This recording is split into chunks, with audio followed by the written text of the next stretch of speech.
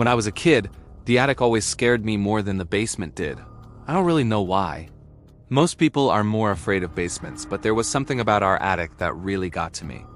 If I had to guess, it was because our attic was slightly unconventional compared to what you're probably picturing. For starters, it was surprisingly spacious. Most attics are typically cramped and congested, but ours was built differently. You didn't ever have to crouch when you were up there. My parents treated it like a glorified storage room. The other thing about it was all the nooks and crannies built into it. The space was broken up by odd beams. Small changes in elevation, almost like a makeshift maze. You couldn't stand in any one place and have a clear line of sight. And the uneven flooring was a nightmare. You could genuinely injure yourself up there if you weren't careful. So you can imagine why an attic like that would be scary to a little kid. The maze-like quality freaked me out. Every time I went up there, I felt like someone was hiding behind one of the beams. What I'm about to tell you happened so long ago, but this memory is so vivid. It feels like a thorn protruding into what was otherwise a fantastic childhood. It happened during the week. I woke up one morning and noticed my feet were dirty. The bottoms were gray and grimy. There was this fine layer of grit between my toes that I couldn't explain. I hadn't gone outside. I'd just gone to bed, fallen asleep, and woken up with filthy feet. I didn't give it too much thought, but things only escalated from there. A few days later, I found a box in my room that didn't belong. Filled with old photographs, the kind my parents kept stored away in the attic. I had no memory of bringing it downstairs. Then it happened again. I woke up and found an old lamp sitting on my desk. This ugly brass thing I vaguely recognized from the attic. I was sure I hadn't brought that down. That's when things started clicking into place. The dirty feet. The box, the lamp. I wasn't just sleepwalking. I was sleepwalking to the attic. The realization didn't scare me right away, but it made me feel strange. The idea that I was unconsciously navigating that maze of beams in the dark, completely unaware of what I was doing, was deeply unsettling. I told my parents. They reacted exactly how you'd expect. They said sleepwalking was normal, that lots of kids did it, and that I'd probably grow out of it. To them, it was just one of those things. But to me, it was more. After the next incident, I started dreading bedtime. I'd lie in bed for hours, fighting it, because I was terrified of what might happen once I was unconscious. I obviously couldn't fight sleep forever, and every morning I would frantically check my feet to see if they were dirty. If they were clean, it had been a good night. If they were dirty, it had been a bad night. They were usually clean, but those few times they weren't really got to me. There was no denying that I was going up to the attic regularly. And the worst part, I had no memory of it. The fear I felt during that period was different from anything I had ever experienced. It was like a slow, creeping dread, but nothing was scarier than what I'm about to say. I woke up one morning, only it wasn't morning. It was still dark out. It took me a few seconds to realize it, but I wasn't in my bed either. In fact, I wasn't even lying down. I was standing. That was the first thing I registered. I was standing upright in complete darkness, and I had no idea where I was. But then the recognition hit me. I was in the attic. The fear that washed over me was so intense that I almost couldn't breathe. I was in the attic, in the middle of the night, in pitch black darkness. I couldn't see a single thing, not the beams, not the boxes, not the hatch. Just absolute impenetrable black. And to make matters worse, I had no idea where in the attic I was. I stood there for what felt like an eternity, too scared to move. I knew the layout of the attic, but only vaguely. I also knew there were obstacles everywhere. The idea of trying to find my way back to the hatch in complete darkness was almost unthinkable. But I couldn't just stand there forever. So I started moving, slowly, painfully. I was so scared that I actually started crying, but silently. The tears just flooded down my face. And I felt like if I made too much noise, something was going to get me. It was the most terrified I've ever been. But I couldn't shake the feeling that I wasn't alone up there. I don't know what was giving me that thought. But I could feel something else in the dark. Something further in, and as soon as I had that thought, I actually heard something. There was a soft thud from somewhere behind me. It sounded like a footstep, or someone shifting their weight on the floorboards. I kept moving. I heard the sound twice more, and both times it sounded like it was coming from a different spot. At that point I was convinced, beyond a shadow of a doubt, that there was something else up there with me. I don't know how long it took me to find the hatch, but I eventually did. I went straight to my parents' room and woke them up. I was full on bawling. I told them what had happened, how I'd had to find my way back in the dark. I told them about the sounds too. that there was someone in the attic. I expected my dad to spring out of bed and rush up there with a baseball bat. But he didn't. They didn't even really take me seriously. My mom just hugged me and told me sleepwalking wasn't dangerous. My dad offered to put a lock on the attic hatch. If it would make me feel better, I insisted they check.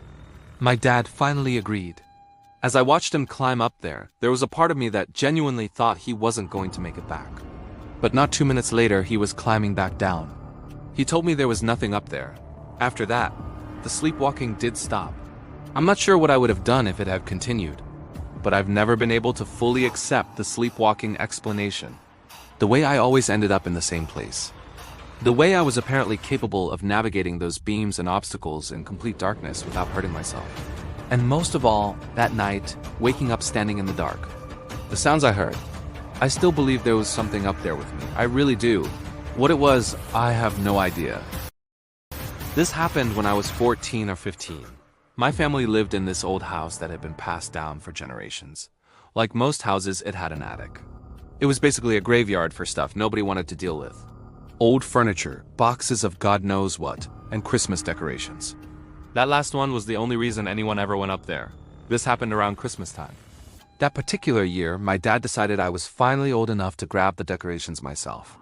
He gave me the whole rundown, which boxes to look for, something about the lights being in a separate container. I wasn't. Not really. I was thinking about something else. I climbed the ladder and pulled down the chain to turn on the light. I looked around and realized I genuinely couldn't remember the last time I'd been up there. But then a problem hit me. I had absolutely no idea what my dad had actually told me to grab. And there was no way I was going back down to ask him. So I just started opening random boxes. I moved stuff around for probably 20 minutes and ended up making a complete mess of the place. I did eventually find the Christmas stuff, but the attic was completely disorganized at that point. I made 4 or 5 trips up and down the ladder. Once I was done, I went back up for one last look. And that's when I saw it. In one of the back corners, kind of tucked behind all the stuff I'd moved around, there was a box I hadn't seen before. It was black and didn't look like a flimsy cardboard box, but something sturdier, like a document box or one of those fireproof things. Despite the heavy-duty look, it looked older. Being a curious kid, I obviously opened it. Inside were papers. Dozens and dozens of them. Notebooks, loose pages, some hand-drawn maps, even a few pages of what looked like sheet music. And the one thing they all shared was that they were completely covered in handwriting. The maps, the notebooks, even the sheet music. I started going through it, trying to figure out what I was looking at. The handwriting was difficult to decipher. But the more my eyes adjusted, the more I was able to understand. None of the pages were dated, but they seemed to be stacked in chronological order. Older stuff on top, newer entries near the bottom. I was so intrigued by that box that I told myself I wouldn't go back downstairs until I had read each one. The earliest entries were boring. Weather stuff, household tasks, random thoughts about the day. It resembled a disorganized diary. I was quickly able to gather that whoever had written it all was someone who had previously lived in that house. But as I kept reading, things got weirder. The handwriting itself got slightly more chaotic and illegible. But that was nothing compared to the content. Whoever wrote all of it had become obsessed with the attic. They kept measuring it. They repeatedly documented the dimensions of the attic, comparing them to the footprint of the house below. According to their math, the attic was smaller than it should have been. There was space along one of the walls. Several feet that couldn't be accounted for. They went into extreme detail about that wall. Cracks, indents, marks, every square inch was documented. The entries got even more frantic after that. Whoever had written them was clearly spending hours at a time in the attic, sometimes even sleeping up there. They started hearing sounds from behind that missing space. Scratching, breathing. There were timestamps alongside some of the entries. 2:14 a.m., scratching for approximately 3 minutes. The more I read, the more I realized I was getting a first-hand account of someone's complete descent into madness. There was nothing coherent about any of it. And then the final pages weren't even sentences anymore, just tally marks. Rows and rows and rows of them, counting something I couldn't identify. And then the entries just stopped. By the time I got through everything, I was genuinely shaking. I wanted to put everything back. Go downstairs and purge the memory of ever reading it from my brain. But there was something I had to do first. My eyes went straight to the wall the writer had been so fixated on. And the moment I realized there were marks in it. I started feeling sick. I examined the wall and some of the indents and cracks seemed to line up exactly. It was a type of freaky I had yet to experience. I can only describe it as the feeling of being watched, from multiple different angles. I could picture that man clawing at the attic wall in a fit of lunacy. It felt like he was in there with me. I grabbed the black box and went straight to my dad. He was just as shocked as I was. He'd never seen it before. He told me he was 100% sure.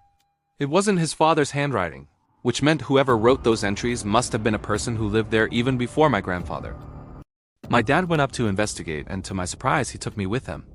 I stood off to the side while he inspected the wall more carefully, using some of the pages as a guide.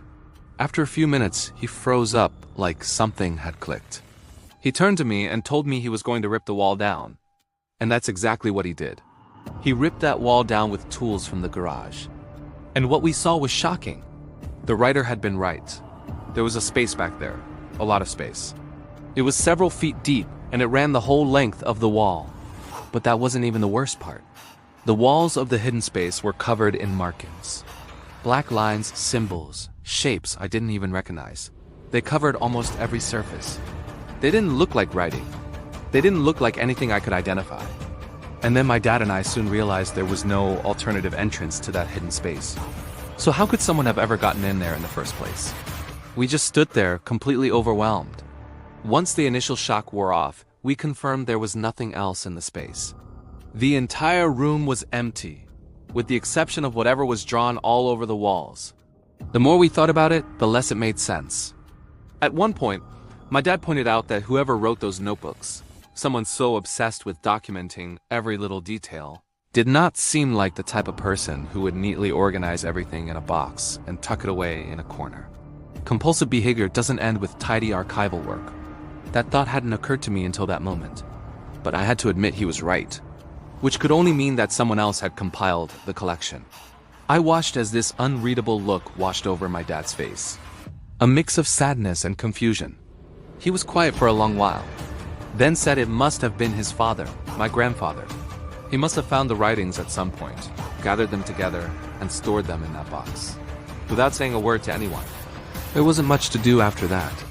My dad admitted years later that his dad having withheld something like that, and why he would even do that, was something that would eat at him forever.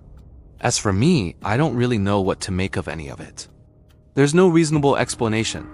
Whoever had written those entries described things that could only be known after the wall was put up. But with the wall being up, there was no other way into that space. It truly makes no sense. My dad wouldn't let me keep the box when we ultimately moved out. For all I know, it's still up there in that attic. All I know is this is a mystery I'll take with me to my grave.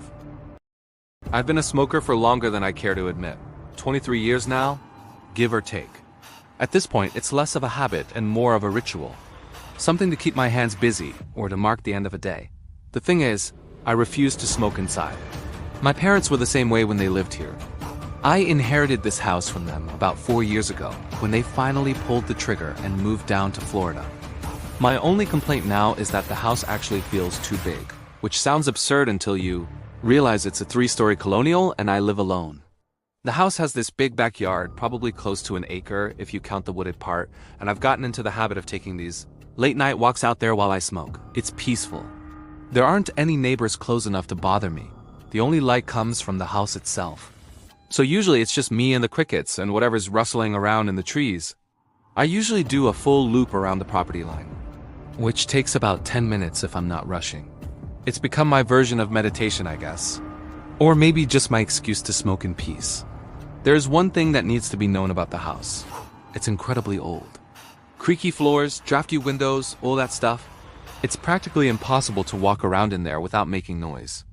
It also has an attic, accessed through a pull-down ladder in the upstairs hallway. Essentially a big storage room. There's a tiny little window up there too, maybe a foot wide original to the house that overlooks the backyard. It kind of looks out of place against the rest of the house.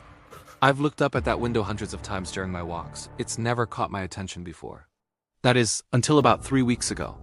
I was doing my usual loop, halfway through a cigarette, when I happened to glance up at the house. I don't know why. I wasn't thinking about the attic or anything. My eyes just drifted upward. and for a split second, I could have sworn I saw something move behind that little window. I stopped walking and just stood there in the middle of the backyard, staring up at the attic. The window was dark, obviously. There's no light up there unless you bring a flashlight. But I was almost positive I'd seen movement. A shape passing in front of the glass, maybe. Or something shifting in the darkness behind it. I told myself I was being ridiculous. Probably just a reflection of a cloud or a bat flying past. I finished my cigarette, went back inside, and didn't think about it again.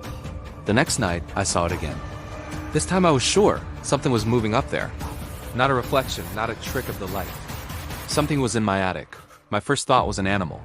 Squirrels get into old houses all the time. But then I started thinking about what kind of animal would be big enough to see from that distance. And I didn't like any of the answers I came up with. I went back inside and stood at the bottom of the stairs, looking up at the hallway where the attic access is. I didn't hear any scratching or scurrying. I didn't hear anything, actually, which almost made it worse. But if something was in my attic, I needed to know about it. So, reluctantly, I turned on my phone flashlight and pulled down the ladder. It was especially nerve-wracking because the layout of the attic meant I'd have to go up blindly. If there was something lurking just beyond the opening, I wouldn't be able to see it. I climbed up slowly, trying to convince myself I wasn't scared out of my mind. I was, and my fears were almost immediately justified. I was not prepared for what I saw up there. It wasn't an animal. It wasn't a person either. The attic was a complete disaster.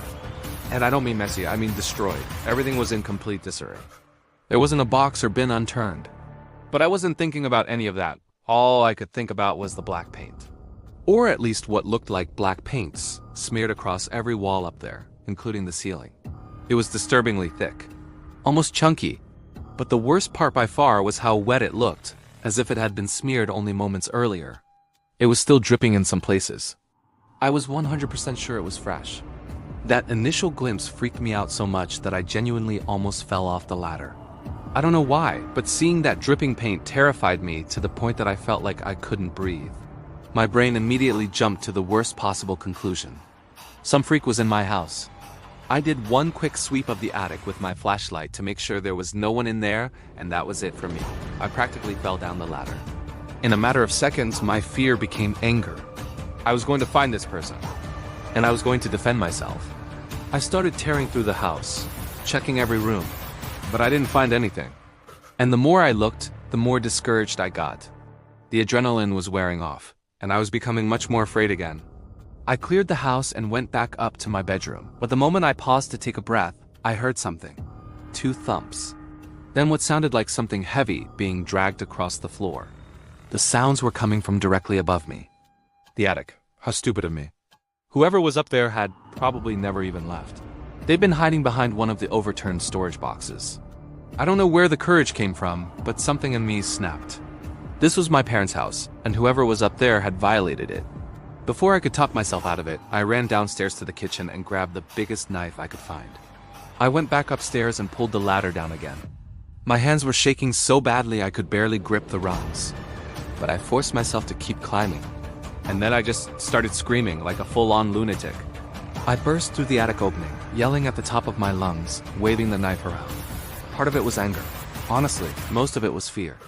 I stomped around the attic as aggressively as I could, flipping boxes, screaming the whole time, but there was no one up there. I was sure of it this time. My attic isn't that big, just one big open space. There was quite literally nowhere to hide. There was something up there though, something new. And seeing it killed every ounce of bravery I had managed to scrape together. Scratch marks everywhere. Long, deep gouges in the wooden beams and floorboards, like an animal had been clawing at them. The paint from before was still there, but the scratches were layered over everything. After seeing that, I was done. I ran back down to the first floor bathroom, locked myself in, and called 911. The police arrived about 15 minutes later. 2 officers went up to check the attic while I waited downstairs with a third.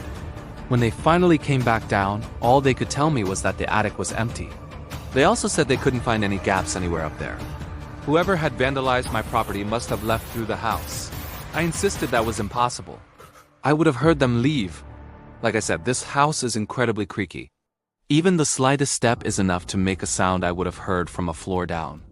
But there was nothing else the officers could do. So they left. It's been 3 weeks since that night. Luckily, there haven't been any further incidents. So I guess I have no choice but to believe that some homeless person snuck into my attic, vandalized it for whatever reason, and left without me noticing. But the problem is, I don't believe that. I really don't. It's something worse than that. I still haven't been back up there. Not even to clean the paint. I really don't know what to do.